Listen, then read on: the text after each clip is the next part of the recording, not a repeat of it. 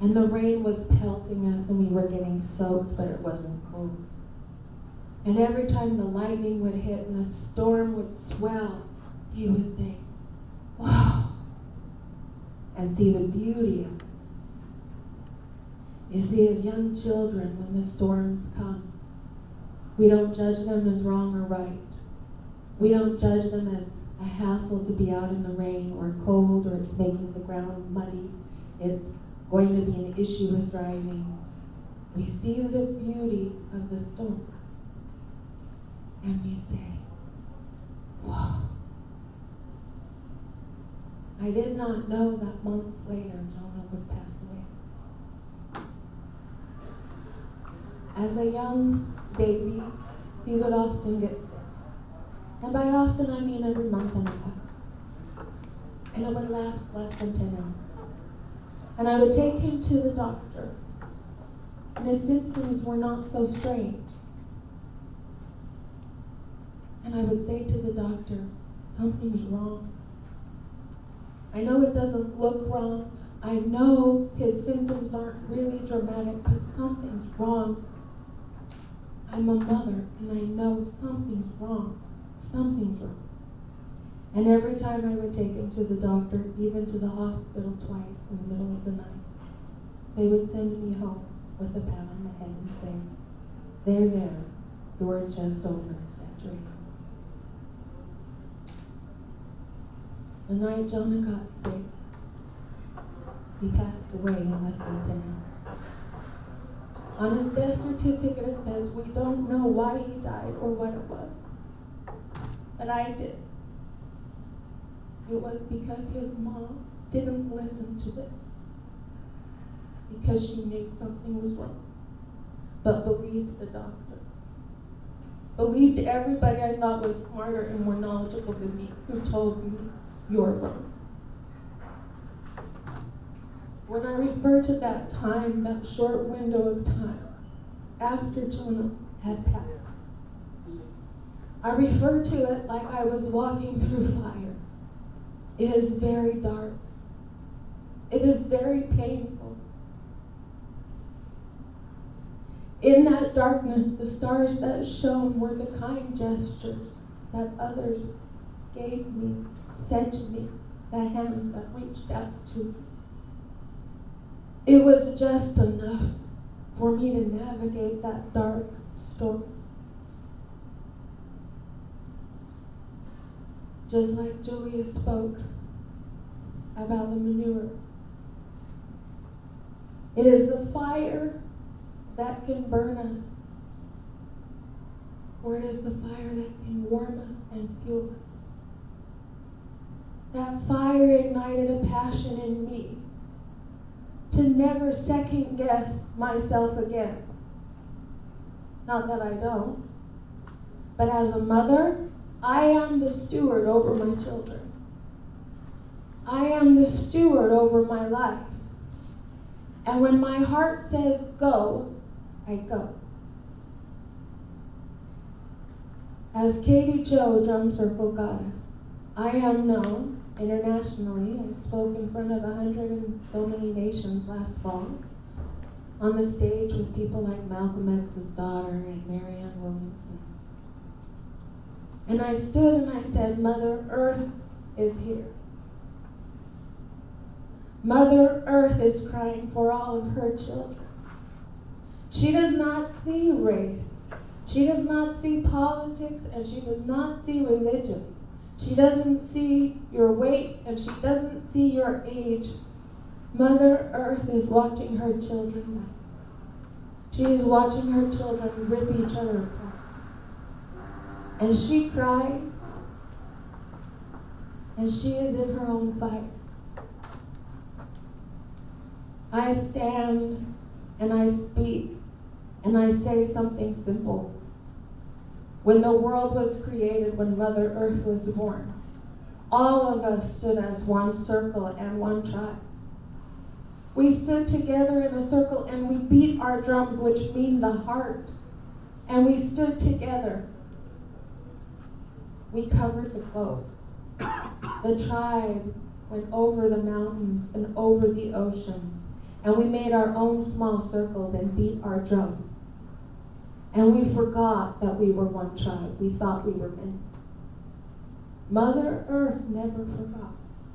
She knows we are all her children. As we join together again, through the drum, through this conference, through each and every star that shines, every kind gesture we extend as we connect one to another. It is the stars in the darkness. It is the bright burst of lightning in the storm. It is the memory that we are one tribe and we are one people, and we can choose into that again. And I will never discount my feelings again.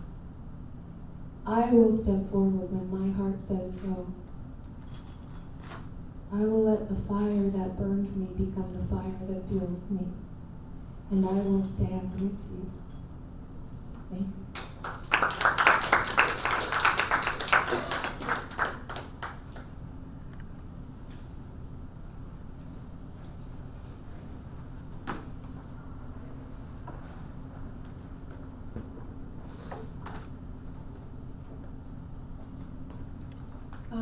I guess we have time for questions.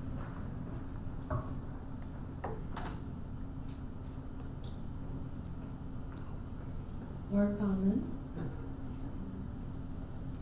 Question for all of you on the panel. A question for everybody in the panel, and that is, I think a lot of us navigate our way through and never really find that place of discernment of knowingness about when to take action and when is it that we actually detach from all of those expectations and all that mind clutter and everything that's going on, and actually know that that true voice is activated and that's the one that we need to follow. So my question is, at what point in your own stories did you have this knowingness? What was different to that voice? What was different in that moment that made you know that it came from you and not from something outside of you? Part of crossing over and coming back.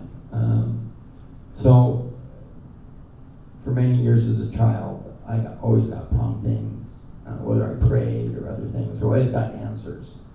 I always had keys getting answers for myself.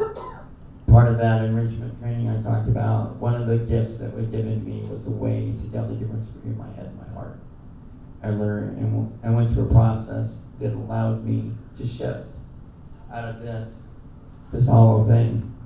And because of my process and because I have very low brain functionality, and the first I've been writing a book, and in the writing I've learned that my brain didn't work for about 2 or 3 years, like other people. Like I could remember things. You know, I have multiple tools because I go out and buy it when I couldn't find it. I received a message early on to rely on my spiritual self. And then I realized I had to develop that part of me to be that fine-tuned. And one of the processes that I learned was how to shift out of this and listen here. And now I listen from here. So it was a process over time. It took years to say, time to be quiet. And now I'm going to shift and listen. So it's a different voice for me. It's usually a quiet voice. In the early days, if I didn't listen, it went away. And I was left to my own brain, which I didn't really rely on because it didn't work very well. I'll share something real quick. So when I was in the care facility, they brought a block, and it had a square, a triangle, and a circle. And they gave me the things to put in it, and I couldn't do it. I couldn't put the square hole, the triangle, or the circle.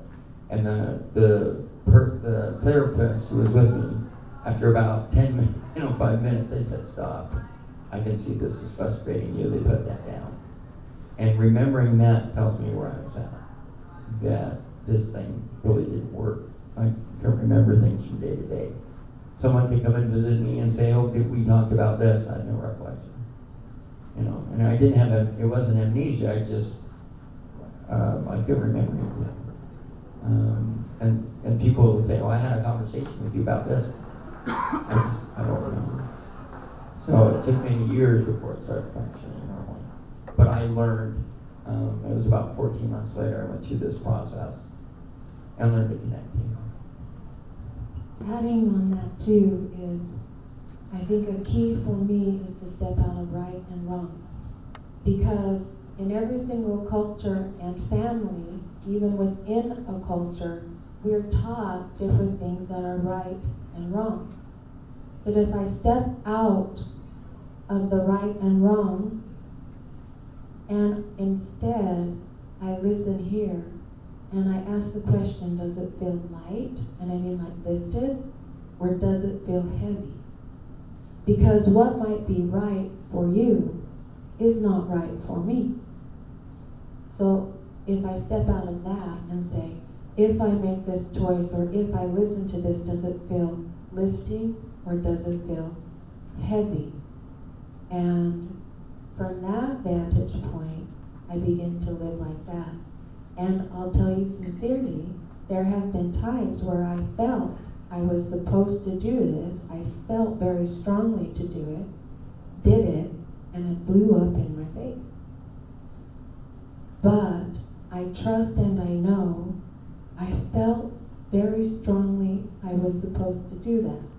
So even though it blew up in my face and created chaos, I'm clear that I was supposed to have that experience for the growth that was there.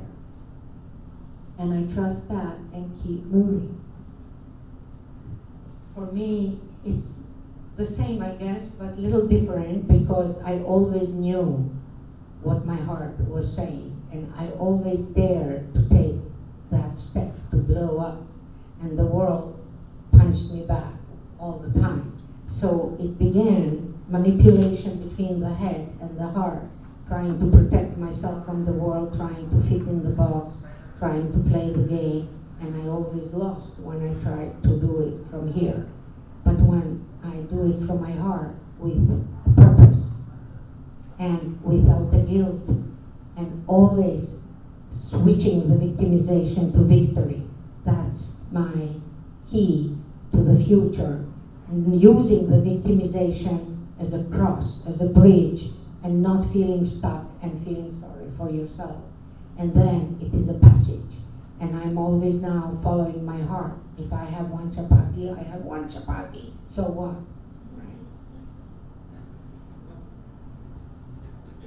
For me, I was very young. I remember, I think that's how I justified it in my mind, was, I was raped for the first time at a very young age, and molested repeatedly.